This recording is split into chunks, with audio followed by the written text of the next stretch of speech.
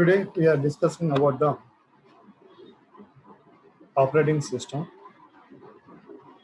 This is the continuation of the previous video session.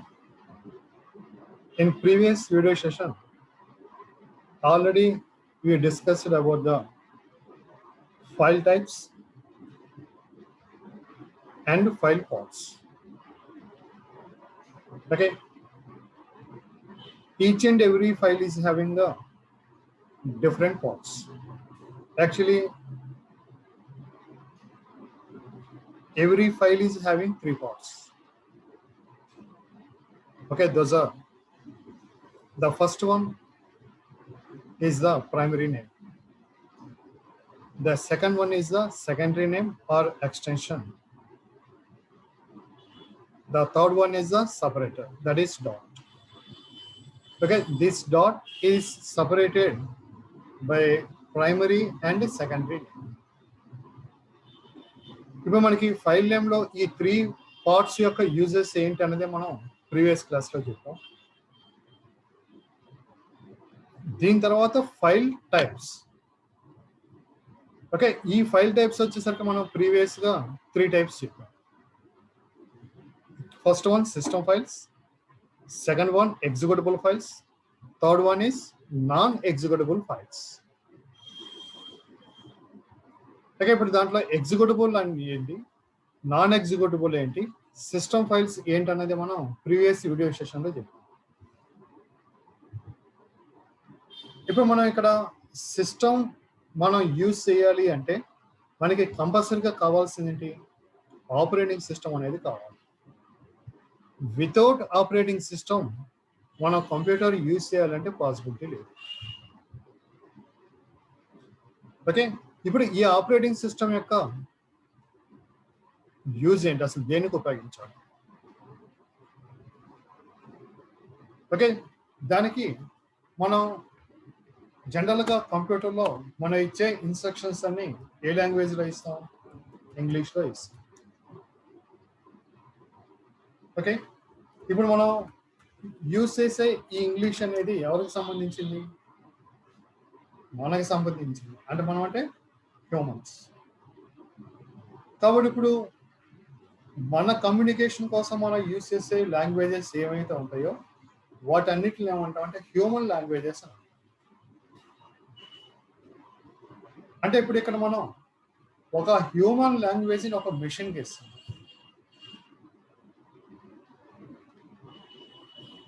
ఇప్పుడు machine అంటే ఏది మనకి? కంప్యూటర్. అంటే కంప్యూటర్ మెషినే కదా మనం, దట్ ఈస్ ఎలక్ట్రానిక్ మెషిన్. అంటే ఒక హ్యూమన్ లాంగ్వేజ్ని ఒక మెషిన్కి ఇచ్చినప్పుడు ఒక మెషిన్ హ్యూమన్ లాంగ్వేజ్ని రికగ్నైజ్ చేయగలదా? పాసిబుల్ లేదు కదా. ఓకే, ఇప్పుడు ఒక మెషిన్ హ్యూమన్ లాంగ్వేజ్ రికగ్నైజ్ చేసుకున్నట్లయితే మనం డైరెక్ట్గా దాని ముందు కూర్చొని మాట్లాడితే సరిపోతుంది. కాబట్టి హ్యూమన్ లాంగ్వేజెస్ని ఏ మెషిన్ రికగ్నైజ్ చేయాలి. కానీ కంప్యూటర్ ఏంటి, మనం ఇచ్చే ఇన్స్ట్రక్షన్స్ అంటే మనం ఇచ్చే హ్యూమన్ లాంగ్వేజ్ ఇన్స్ట్రక్షన్స్ని తీసుకొని ప్రాసెస్ చేసి మళ్ళీ మనకి ఇన్ఫర్మేషన్ వస్తుంది. అంటే ఇప్పుడు అది ఏదో ఒక లాంగ్వేజ్ని అది ఫాలో అవుతా ఉంటాం.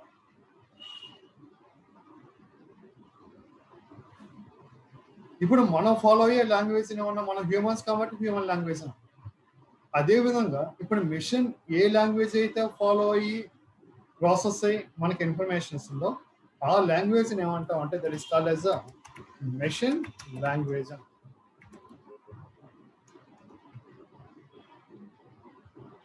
ఓకే, ఇప్పుడు మనం చెప్పేది ఏదైనా కంప్యూటర్ వైజ్గా చెప్తాను. ఇప్పుడు మన గురించి కాదుగా చెప్తుంది, కంప్యూటర్ గురించి మనం చెప్తాము. కాబట్టి ఇప్పుడు మనం కంప్యూటర్ వైజ్గా తీసుకున్నప్పుడు హ్యూమన్ లాంగ్వేజెస్ని అది రికగ్నైజ్ చేయలేదు.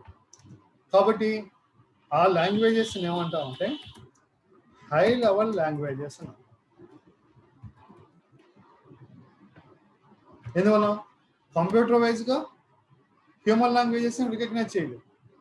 కాబట్టి all human languages are high level languages. ఎందువల్ల? అది రికగ్నైజ్ చేయలేదు కాబట్టి దానికి అవన్నీ హై లెవెల్ లాంగ్వేజెస్. ఇప్పుడు మరి దానికి ఏది రికగ్నైజ్ చేయగలుగుతుంది, ఏది అర్థం అవుతుంది? అంటే ఏ లాంగ్వేజ్ అయితే అది ఫాలో అవుతుందో, అదే రికగ్నైజ్ చేస్తుందో, ఆ లాంగ్వేజెస్ ఏమంటామండి ఇక్కడ మనం లో లెవెల్ లాంగ్వేజెస్. ఎందువల్ల? దానికి అది తెలుసు కాబట్టి.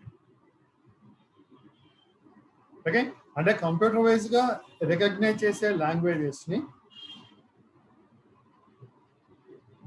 లో లెవెల్ ఆర్ మెషిన్ లాంగ్వేజ్ అని అంటాం. ఫాలో కాలైన దాన్ని హై లెవెల్ లాంగ్వేజ్ అని. ఇది మనకి ఇక్కడ లాంగ్వేజెస్ లో ఇక్కడ మనకి ఈ 2 టైప్స్ ఆఫ్ లాంగ్వేజెస్. అంటే ఇప్పుడు మనం ఇచ్చే high level language computer process మనకి ఇన్ఫర్మేషన్ ఇవ్వాలంటే ఈ హై లెవెల్ లాంగ్వేజ్ అది లో లెవెల్ గా కన్వర్ట్ చేసుకొని ప్రాసెస్ చేసి అలా డిస్ప్లే చేస్తే మనకు అర్థం కాదు కదా, లో లెవెల్ మనకి తెలియదు.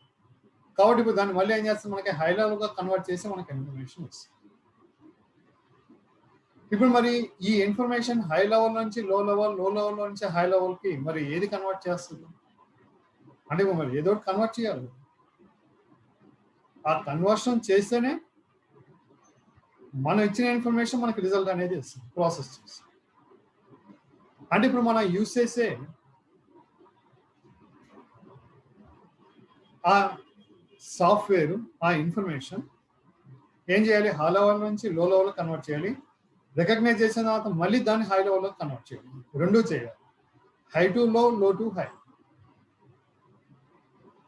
ఓకే, అలా ఏదైతే చేస్తుందో దాన్నే ఏమంటామంటే ఇక్కడ that is OS, operating system. కాబట్టి ఇప్పుడు మీకు ఈ ఆపరేటింగ్ సిస్టమ్ లేకపోతే మీరు ఇచ్చే హై లెవెల్ని మరి లో లెవెల్గా కన్వర్ట్ చేస్తుందా? పాసిబిలిటీ లేదు.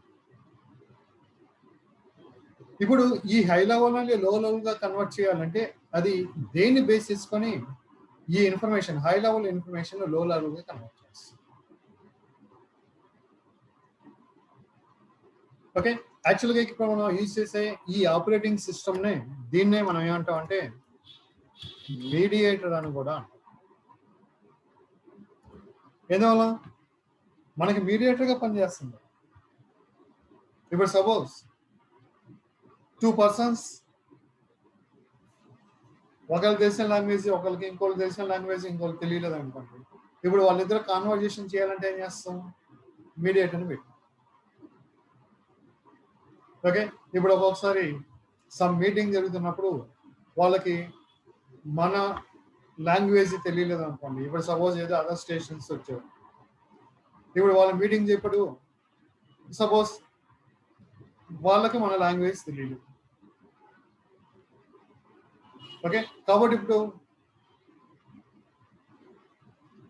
అతను మీటింగ్ చెప్పాలి అంటే అతని లాంగ్వేజ్ మన లాంగ్వేజ్లోకి కన్వర్ట్ చేయొచ్చు. అదేవిధంగా మన లాంగ్వేజ్ని మళ్ళీ అతని లాంగ్వేజ్లోకి కన్వర్ట్ చేయగలిగిన వాళ్ళు ఎవరైతే ఉంటారో వాళ్ళని పెట్టి మనం ఏం చేస్తాం, ఆ మీటింగ్ని రన్నింగ్ చేస్తాం. అంటే ఇప్పుడు ఆ పర్సన్ ఏం చేస్తాడు, అతను చెప్పే ఇన్ఫర్మేషన్ తీసుకొని కన్వర్షన్ చేసి మనకి చెప్తాడు. ఓకే, ఇప్పుడు మనం చెప్పిన ఇన్ఫర్మేషన్ మళ్ళీ కన్వర్షన్ చేసి ఏం చేస్తాడు, అతను చెప్తాడు. అంటే ఇప్పుడు మన ఇద్దరికి ఏంటి అక్కడ మీడియేటర్గా ఉంటుంది. Okay, that is language conversion. అదే విధంగా ఇప్పుడు మనకి కంప్యూటర్ వచ్చి అన్నోన్ పర్సన్స్, మనకు తెలిసిన లాంగ్వేజ్ కంప్యూటర్ తెలియదు, కంప్యూటర్ తెలిసిన లాంగ్వేజ్ మనకు తెలియదు. మరి కాన్వర్జేషన్ చేయాలంటే మనకు మీడియేటర్ కావాలి. ఆ మీడియేటర్ ఆపరేటింగ్ సిస్టమ్. ఇప్పుడు ఈ ఆపరేటింగ్ సిస్టమ్ దేని మీద బేస్ అయ్యి ఈ ఇన్ఫర్మేషన్ కన్వర్ట్ చేస్తాం. ఇప్పుడు జనరల్గా మనం కంప్యూటర్ దేనికి ఉపయోగిస్తున్నాం, క్యాలిక్యులేషన్ పర్పస్గా కదా మనం ఫస్ట్ కూడా చెప్పాం. కంప్యూటర్ మనం దేనికోసం ఉపయోగిస్తున్నాం అంటే దట్ ఈస్ క్యాలిక్యులేషన్ పర్పస్. మరి క్యాలిక్యులేషన్కి అవసరమయ్యేది ఏంటి, మన క్యాలిక్యులేషన్ ఏదైనా చేయాలంటే మనకి అవసరమయ్యేది నంబర్స్. కాబట్టి ఇక్కడ మనకి ఇన్ఫర్మేషన్ మొత్తం మనకి దేని మీద డిపెండ్ అవుతుందంటే నంబర్ సిస్టమ్ మీద డిపెండ్. ఓకే, ఈ నంబర్ సిస్టమ్ మనం యూజ్ చేసే దాంట్లో different types of number systems. Okay, అదేంటంటే ఫస్ట్ వన్ మనం యూజ్ చేసే నంబర్ సిస్టమ్ ఏమంటాం అంటే డెసిమల్ నంబర్ సిస్టమ్ అని చెప్పేసి. ఓకే, అదే సెకండ్ నంబర్ సిస్టమ్ ఏంటంటే binary number system. Next third one ఏంటంటే హెక్సా నంబర్ సిస్టమ్.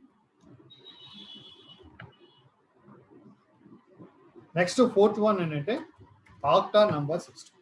ఈ మనకి నంబర్ సిస్టమ్స్ లో 4 types of number systems: decimal number system, binary number system, hexa number system, octa number system. అందులో మనం follow అయ్యేది చెప్పాం కదా, decimal number system. Next computer follow అయ్యే నంబర్ సిస్టమ్స్ లో బైనరీ ఫాలో అవుతుంది, కొన్ని హెక్సా, కొన్ని ఆక్టా. కానీ జనరల్ గా మనం యూజ్ చేసే సిస్టమ్స్ ఏంటంటే బైనరీ నంబర్ సిస్టమ్ ని ఫాలో అవుతుంది. హెక్సా, ఆక్టా అనేది that is different types of computers.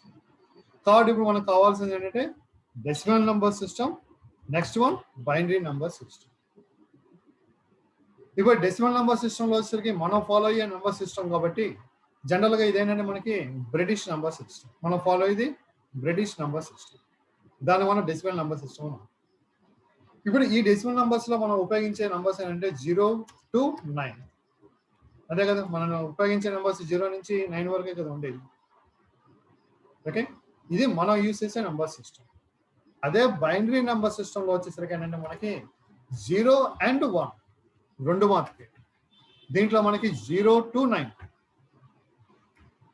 0 to 9. కానీ బైనరీలో 0 and 1 ఈ రెండు మాత్రమే. అంటే ఇప్పుడు మనం ఇచ్చే ఇన్ఫర్మేషన్ అది ఫస్ట్ దేంట్లో కన్వర్ట్ చేయాలంటే బైనరీలో కన్వర్ట్ చేసుకోవాలి. అంటే ఇప్పుడు డైరెక్ట్ గా బైనరీలో కన్వర్ట్ చేసుకోవాలంటే మనకి బైనరీలో ఎన్ని ఉన్నాయి? రెండే ఉన్నాయి. ఇప్పుడు మరి మీరు యూజ్ చేసే దాంట్లో ప్రతిదీ కన్వర్ట్ కావాల్సిందే కదా. ఓకే, అంటే ఇప్పుడు మనం ఇచ్చే ఏదైనా సరే మనకి ఫస్ట్ దేంట్లో కన్వర్ట్ కావాలి? బైనరీలో కన్వర్ట్ కావాలి. బైనరీలో రెండే ఉన్నాయి. అంటే ఇప్పుడు మీకు ఎన్ని క్యారెక్టర్స్ కి మీరు కోడ్ ఇవ్వగలరు? 2 digits తో 5, 6, 7 ఇవ్వగలరు. మరి మిగతా వాటి పాసిబుల్ లేదు కదా. దానికని వీళ్ళు ఏం చేశారంటే మనం యూజ్ చేసే దాంట్లో ఎన్ని types of characters, different types of characters మనం యూజ్ చేస్తామో ఫస్ట్ ఆ క్యారెక్టర్స్ ని ఫైండ్ చేస్తాం. ఓకేనా,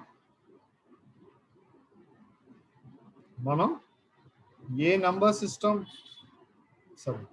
మనం చేసే ప్రోగ్రామింగ్ లో ఏదైనా సరే కంప్యూటర్లో మనం ఏదైతే చేస్తున్నామో మనం చేసేది మొత్తం దేని మీద డిపెండ్ అవుతుంది? మనకి నంబర్స్, ఆల్ఫాబెట్స్ ఇలాంటివన్నీ మనం ఉపయోగిస్తాం. అంటే డిఫరెంట్ టైప్ ఆఫ్ క్యారెక్టర్స్ మనం ఉపయోగిస్తాం. ఇప్పుడు ఆ విధంగా యూజ్ చేసేటప్పుడు టోటల్ గా ఎన్ని టైప్స్ ఆఫ్ క్యారెక్టర్స్ ఉపయోగిస్తాం? ఎన్ని నెంబర్ ఆఫ్ క్యారెక్టర్స్ అంటున్నాం, ఎన్ని టైప్స్ ఆఫ్ క్యారెక్టర్స్ ఉపయోగిస్తాం? ఫస్ట్ ఆ నెంబర్ ఆఫ్ క్యారెక్టర్స్ ని వాళ్ళు ఇన్వెంట్ చేశారు. ఓకే, అంటే ఈ విధంగా మనం ఉపయోగిస్తున్న నెంబర్ ఆఫ్ క్యారెక్టర్స్ వచ్చి టోటల్ గా మనం ఎన్ని క్యారెక్టర్స్ మనం యూజ్ చేస్తున్నాం అంటే మనం యూజ్ చేసే total number of characters 256 types of characters మనం ఉపయోగిస్తాం. Okay, 256 types of characters. అంటే ఇది ఎక్కడి నుంచి స్టార్ట్ అవుతుంది అంటే 0 నుంచి 255 వరకు. అంటే టోటల్ 256 క్యారెక్టర్స్. అంటే ఇక్కడ మనం యూజ్ చేసే ప్రతి క్యారెక్టర్ కి వాళ్ళు ఒక కోడ్ అనేది ఫిక్స్ చేస్తారు. అంటే ఇప్పుడు ఆ కోడ్ మళ్ళీ దేంట్లో ఉంటుంది? మనకి డెసిమల్ నెంబర్ సిస్టమ్. అంటే ఇక్కడ మనం టైప్ చేసే ప్రతి క్యారెక్టర్ ఫస్ట్ ఏం కావాలంటే ఈ కోడ్ లో కన్వర్ట్ అవ్వాలి. ఏ కోడ్? మరి దానికి ఏదో ఒక నేమ్ ఉండాలి కదా. ఈ కోడ్ లో కన్వర్ట్ అవుతుంది, ఈ కోడ్ లో కన్వర్ట్ అవుతుంది అంటే ఏ కోడ్ లోకి? ఆ నేమ్ కావాలి. ఆ నేమ్ ఏంటంటే దాన్ని ASCII కోడ్స్ అని చెప్పేసి. ఓకే, అంటే ఇక మనకి ASCII means American standard code for information and interchange. ఇది ASCII. అంటే ఇప్పుడు ఆ కోడ్స్ మొత్తాన్ని మనం ASCII కోడ్స్. అంటే ఇక్కడ మనకి ప్రతి క్యారెక్టర్ కి కోడ్ ఉంటుంది. అంటే ఇప్పుడు ఎగ్జాంపుల్ సపోజ్ ఇప్పుడు మీరు ఏ అని టైప్ చేశారనుకోండి, ఇప్పుడు ఏకి మనకి కోడ్ ఏంటంటే 65. ఇది వాళ్ళు ఫిక్స్ చేసింది, నేను మీరు ఫిక్స్ చేసింది కాదు. ఓకే, అంటే ఇప్పుడు యూనివర్సల్గా ఈ కోడ్ అనేది ఫిక్స్ అయ్యి ఉండాలి. అలాగా అంటే మీరు ఇచ్చినప్పుడు మీకు కోడ్ ఇచ్చుకొని నేను ఇచ్చేసినప్పుడు నేను కోడ్ ఇచ్చుకుంటే దానికి అర్థం కాదు. కాబట్టి వాళ్ళు ఏం చేశారు, యూనివర్సల్గా వాళ్ళు డిఫైన్ చేసిన ఆ కోర్స్ని ఫిక్స్ చేసేసారు. ఫిక్స్ చేసి దానికి నేమ్ ఏమి ఇచ్చారంటే యాస్కీ కోర్స్ అని చెప్పేసి ఇచ్చారు. ఇప్పుడు ఈ యాస్కీ కోర్స్ అనేది ఈ ఫిక్స్ చేసేది మళ్ళీ ఎవరు పడితే వాళ్ళు ఫిక్స్ చేయరు. దానికి ఒక స్టాండర్డ్ కంపెనీ వాళ్ళు స్టాండర్డ్ చేస్తేనే కంప్యూటర్స్లో ఏదైనా సరే స్టాండర్డ్ కింద తీసుకుంటారు. మిగతా ఏంటంటే యూజ్ చేస్తున్న స్టాండర్డ్ కింద రాదు. అంటే ఇప్పుడు జనరల్గా మనం ఏదైనా ఐటమ్ తీసుకున్నప్పుడు జనరల్గా ఏమంటాం, మనం ఐఎస్ఏ మార్క్ ఉందా అంటే మనకి ఐఎస్ఏ మార్క్ ఉంటే ఏంటది మనకి స్టాండర్డ్. అంటే మనకి ISA means Indian standard institute అని చెప్పేసి. అంటే అక్కడ మనకి అది స్టాండర్డ్ మార్క్, ఐఎస్ఏ మార్క్ అని అంటాం. ఐఎస్ఏ మార్క్ అంటే అదే మనం అంటే వాటి మీద మనకి స్టాండర్డ్ అని చెప్పేసి మనకి గ్యారంటీ చెప్పాలి. అదేవిధంగా కంప్యూటర్స్లో మనకి అలాంటి స్టాండర్డ్ ఎవరు ఇస్తారంటే ANSI అనే ఒక కంపెనీ వాళ్ళు స్టాండర్డైజ్ చేస్తారు. అంటే ఇక్కడ మనకి ANSI means American national standard institute. ఇది ANSI. ఏదైనా మనకి కంప్యూటర్లో స్టాండర్డ్ చేయాలంటే ఈ ANSI వాళ్ళు స్టాండర్డ్ చేస్తారు. ఆ విధంగా స్టాండర్డ్ చేసిన ఈ యాస్కీ కోర్స్, అందులో వాళ్ళకి ఏకి ఫిక్స్ చేసింది ఏంటంటే 65. అంటే ఫస్ట్ మనం క్యారెక్టర్ ఇచ్చాం, అది దేంట్లో కన్వర్ట్ చేసుకుంటుంది, అది యాస్కీ కోడ్లో కన్వర్ట్ చేసుకుంటుంది. ఇప్పుడు యాస్కీ కోడ్లో కన్వర్ట్ చేసుకున్న తర్వాత మరి అది అర్థం కాదు కదా యాస్కీ కోడ్, మళ్ళీ దేంట్లో కన్వర్ట్ కావాలి, మనం ఇంతకుముందు చెప్పినట్టు బైనరీలోకి మార్చాలి. అంటే ఇప్పుడు ఈ 65 ఏం చేస్తుంది, అది బైనరీలోకి మార్చుకుంటుంది. అంటే ఇప్పుడు బైనరీలో అంటే జస్ట్ ఎగ్జాంపుల్ చెప్తున్నా, సపోజ్ 1 ఓకే ఈ విధంగా వస్తుంది. అంటే ఇప్పుడు మనకి బైనరీలో ఎన్ని డిజిట్స్, 2 డిజిట్స్ కదా. అంటే ఇప్పుడు మీరు 65 ఏం చేస్తారు, 2తో డివిజిబుల్ చేసినప్పుడు మీకు ఆ వచ్చే రిమైండర్ వాల్యూస్ని తీసుకోండి.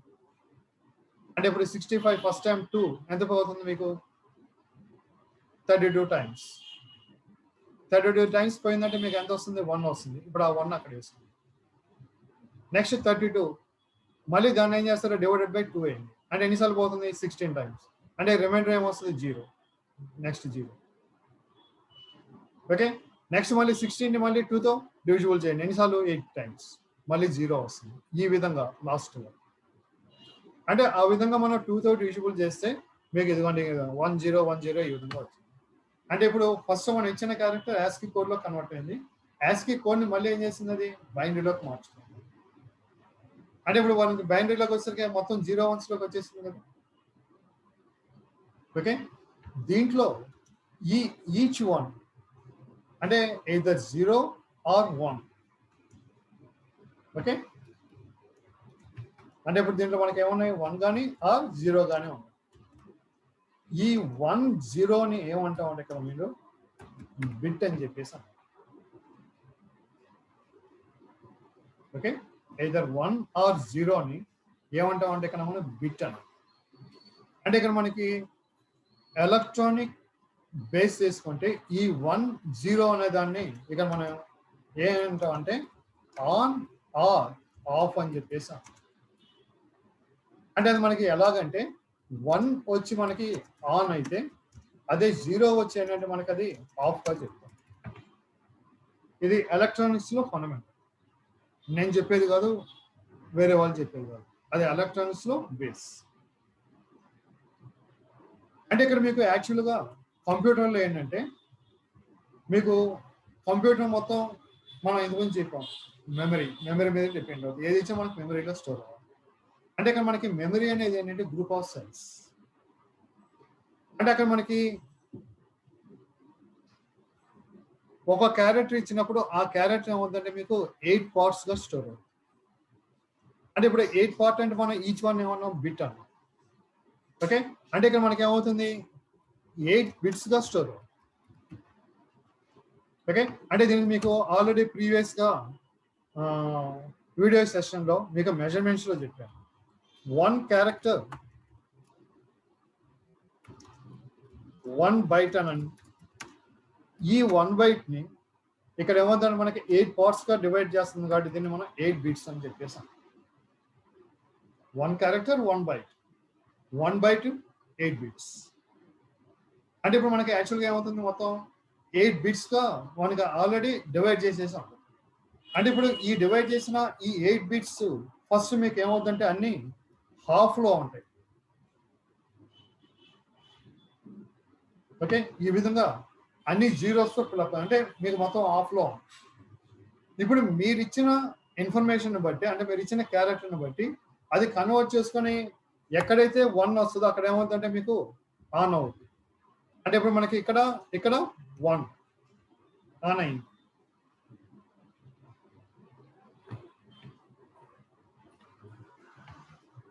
ఓకే, ఇలా ఏదైనా సరే, అంటే మీకు ప్రతి దానికి 7 బిట్స్ వస్తాయని లేదు, కొన్నిటికి 4 రావచ్చు. అంటే అప్పుడు అక్కడ మీకు ఎలా అవుద్ది, సపోజ్ అన్ని జీరోస్ ఉన్నాయి కాబట్టి 8 జీరోస్. ఇప్పుడు దీంట్లో మీకు సపోజ్ ఇక్కడ ఈ పొజిషన్ వదిలేయండి, ఇప్పుడు నాకు ఇక్కడ 1 వచ్చింది, నెక్స్ట్ ఈ పొజిషన్లో 1 వచ్చింది.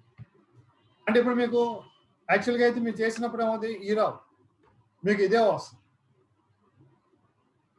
కానీ మనకి 8 బిట్స్ మొత్తం ఆఫ్లో ఉన్నాయి కాబట్టి ఇప్పుడు ఫస్ట్ 0 ఆఫ్లో ఉంది, తర్వాత ఏముంది 1 వచ్చింది కాబట్టి 1, తర్వాత 0 0 1. ఇప్పుడు ఇక్కడ ఆల్రెడీ జీరోస్ ఉన్నాయి కాబట్టి మనకి టోటల్గా ఇదిగోండి ఈ విధంగా కనిపిస్తుంది. ఓకే, ఇప్పుడు ఈ విధంగా మనకి కన్వర్ట్ అయిన తర్వాత దీన్ని ఏం చేస్తుందంటే అది ఏ లాంగ్వేజ్ అయితే రికగ్నైజ్ చేస్తుందో దాంట్లోకి మళ్ళీ కన్వర్షన్ చేస్తుంది.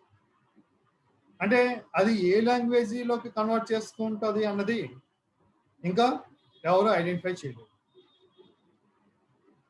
ఓకే, ఇప్పుడు దీన్ని ఫస్ట్ మనం ఇచ్చిన క్యారెక్టర్ని యాస్కీ కోడ్లో కన్వర్ట్ చేసింది, యాస్కీ నుంచి బైనరీలోకి మార్చుకుంది. బైనరీ నుంచి ఏమవుతుందంటే అది ఏ లాంగ్వేజ్ అయితే ఫాలో అవుతుందో దాంట్లో కన్వర్షన్ చేసుకుంది.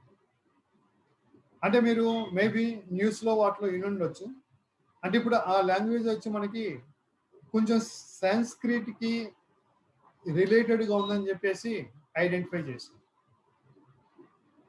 అంటే దానికి డిఫరెంట్ న్యూస్గా చెప్తున్నారు, అంటే అది దేవతా లాంగ్వేజ్ ఎలా అని చెప్పేసి డిఫరెంట్ టైప్స్గా చెప్తున్నారు. అది ఏదన్నా మనకి కరెక్ట్గా తెలియదు, ఇది మనకి చెప్పిన న్యూస్. ఓకే, కాబట్టి ఇప్పుడు అది ఏదో మనకు తెలియదు, కానీ అది ఏదో ఒక లాంగ్వేజ్ని అది కన్వర్షన్ చేసుకుంటుంది కాబట్టి ఆ లాంగ్వేజ్ని ఇప్పుడు ఏమంటున్నాం, దట్ ఈస్ మెషిన్ లాంగ్వేజ్. అంటే ఇప్పుడు దీని నుంచి ఏం చేస్తుంది, అది మెషిన్ లాంగ్వేజ్లో కన్వర్ట్ చేసుకొని ప్రాసెస్ అయ్యి దాన్ని మళ్ళీ ఏం చేస్తుంది, ఆ వచ్చిన రిజల్ట్ని మళ్ళీ ఈక్వలెంట్ బైనరీలో కన్వర్ట్ చేస్తుంది. మళ్ళీ బైనరీ నుంచి యాస్కీ కోడ్ నుంచి దానికి ఈక్వలెంట్ క్యారెక్టర్ ఏదైతే ఉంటుందో ఆ క్యారెక్టర్. అంటే ఇప్పుడు మీరు ఇక్కడ ఏ టైప్ చేసినప్పుడు ఏ వచ్చిందంటే ఎలా వస్తుంది, మీకు ఇంటర్నల్గా ఈ మొత్తం జరుగుతుంది. ఓకేనా, ఇప్పుడు ఈ కన్వర్షన్ జరగాలి అంటే ఇప్పుడు ఇదంతా మనం ఎందుకు చెప్తున్నాం, మనం ఆపరేటింగ్ సిస్టమ్ యూజ్ చేసేటప్పుడు హై లెవెల్ని లో లెవెల్గా కన్వర్ట్ చేస్తుంది, దానికోసం మనం మీడియేటర్గా ఈ ఆపరేటింగ్ సిస్టమ్ ఉపయోగిస్తున్నాం అని చెప్తాం. ఓకే, ఈ కన్వర్షన్ జరిగేది ఇది ఎలాగంటే ఈ బేస్ మీద అక్కడ మనకి ఇన్ఫర్మేషన్ అనేది కన్వర్షన్ జరుగుతుంది. ఓకే, ఇది మనకి ఈ ఆపరేటింగ్ సిస్టమ్ యొక్క యూస్. కాబట్టి ఇప్పుడు మనకి ఈ ఆపరేటింగ్ సిస్టమ్ లేకుండా మీరు కంప్యూటర్ యూజ్ చేయగలరా? పాసిబుల్ లేదు. కంపల్సరీగా ఏం కావాలి, మనకి ఆపరేటింగ్ సిస్టమ్ ఏదో ఒకటి కావాల్సి. ఇప్పుడు ఆ యూజ్ చేసే ఆపరేటింగ్ సిస్టంలో మనం యూజ్ చేసే ఆపరేటింగ్ సిస్టమ్స్లో ఫస్ట్ మనం యూజ్ చేసిన ఆపరేటింగ్ సిస్టమ్ ఏంటంటే డాస్. దీన్ని ఏమంటామంటే డిస్క్ ఆపరేటింగ్ సిస్టమ్ అని చెప్పేసి అంటాం. దీని తర్వాత మనకు వచ్చిన ఆపరేటింగ్ సిస్టమ్ ఏంటంటే విండోస్. ఓకే, ఇదే టైంలో అంటే డాస్ వచ్చిన టైంలోనే కొంచెం అటు ఇటుగా మనకు వచ్చిన ఇంకో ఆపరేటింగ్ సిస్టమ్ ఏంటంటే యూనిక్స్. నెక్స్ట్ దానికి మోడిఫికేషన్ నెక్స్ట్ మనకి మార్కెట్లో వచ్చిన ఏంటంటే లైనక్స్. నెక్స్ట్ మీకు ఈ మ్యాక్ ఎలాంటి అంటే సారీ యాపిల్ కంప్యూటర్స్ అలాంటివి ఉపయోగించాలంటే దానికి వాళ్ళు యూజ్ చేసేది ఏంటంటే మ్యాక్ ఆపరేటింగ్ సిస్టమ్. అదేవిధంగా ఇప్పుడు మీరు మొబైల్ ఉపయోగిస్తున్నారంటే మన మొబైల్లో ఉపయోగించే ఆపరేటింగ్ సిస్టమ్ ఏంటంటే ఆండ్రాయిడ్. ఇలా మనకి డిఫరెంట్ ఆపరేటింగ్ సిస్టమ్స్ ఉన్నాయి. అందులో ఇప్పుడు వచ్చి మనకి ఇది అవసరం లేదు. మనం ఉపయోగించేది ఏంటి డాస్ విండోస్. ఓకే, అంటే ఇప్పుడు మీకు ఆపరేటింగ్ సిస్టంలో యూనిక్స్ వాట్ ఈజ్ యూనిక్స్ అన్నారు అనుకోండి, మనకు తెలియాలి కదా that is operating system. Okay, దానికోసం మీకు ఎన్ఎన్సి. ఇప్పుడు దీంట్లో మనం డాస్ అనే దాన్ని ఆపరేటింగ్ సిస్టమ్ అని చెప్పేసి అంటే ఇప్పుడు మీకు ఫస్ట్ మన కంప్యూటర్ ఉపయోగించేటప్పుడు మనకి మార్కెట్లోకి వచ్చిన ఆపరేటింగ్ సిస్టమ్ ఈ DOS, disk operating system. Okay, ఇప్పుడు మనం ప్రెసెంట్గా ఉపయోగిస్తున్న ఆపరేటింగ్ సిస్టమ్ విండోస్. మరి డాస్ ఏమైందంటే డాస్ అనేది ఏంటంటే మనకి మార్కెట్లో అవుట్డేటెడ్ అయిపోయి ఆల్మోస్ట్ ఆల్ మార్కెట్ నుంచి మనకి అది అవుట్ అయిపోయింది. అంటే అది మార్కెట్ నుంచి పోయినా డాస్ అనేది కంపల్సరీగా మనకి ఎక్కడో చోట యూజ్ చేయాల్సిందే. That is basic operating system. Okay, దాన్ని ఎలా యూజ్ చేయాలి ఏముంటాయి అండి ఇప్పుడు నెక్స్ట్ వీడియో సెషన్లో తీసుకుందాం.